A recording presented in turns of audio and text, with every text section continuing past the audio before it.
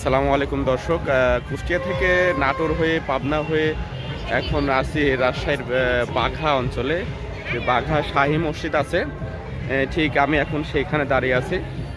বাঘা শাহী মসজিদ খুবই সুন্দর একটি চমৎকার জায়গা।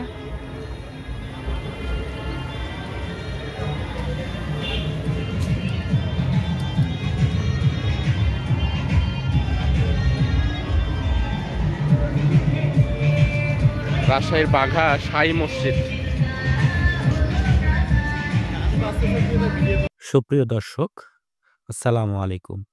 আমার এবারের গন্তব্য বাগা মসজিদ, রাজশাহী। বাগা শাহী মসজিদ রাজশাহী জেলা সদর হতে প্রায় ৪১ কিলোমিটার দূরে অবস্থিত।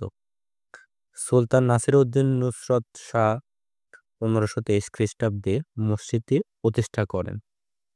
মসজিদটি ১৫২৩ থেকে ১৫২৪ সালে হোসেন শাহী বংশের প্রতিষ্ঠাতা আলাউদ্দিন শাহের পুত্র সুলতান নসরত শাহ নির্মাণ করেন। পরবর্তীতে বিভিন্ন সময় এই মসজিদের সংস্কার করা হয় এবং মসজিদের গম্বুজগুলো ভেঙে গেলে ধ্বংসপ্রাপ্ত মসজিদে নতুন করে ছাদ দেওয়া হয় ১৮৯৭ সালে। মসজিদটি ২৫৬ বিঘা জমির উপর অবস্থিত। মসজিদটিতে ১০টি গম্বুজ আছে আর ভেতরে রয়েছে ৬টি স্তম্ভ। মসজিদটিতে সর্বমোট ১০টি গম্বুজ, ৪টি মিনার এবং ৫টি প্রবেশদ্বার রয়েছে। এই মসজিদটি চারদিক হতে প্রাচীর দিয়ে ঘেরা এবং প্রাচীরের দুই দিকে ২টি প্রবেশদ্বার রয়েছে। মসজিদের পাশে অবস্থিত বিশাল দিঘেও একটি দর্শনীয় স্থান।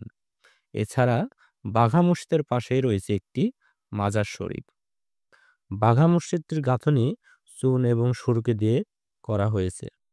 বর্তমানে দিঘিটির ৪টি বাঁধানো পা নির্মাণ করা হয়েছে। এছাড়াও এই মসজিদ সংলগ্ন এলাকায় প্রতি বছর ঈদুল ফিতরের দিন থেকে ৩ দিন পর্যন্ত বাঘা মেলার আয়োজন করা হয়। মেলাটি ৫০০ বছরের ঐতিহ্য।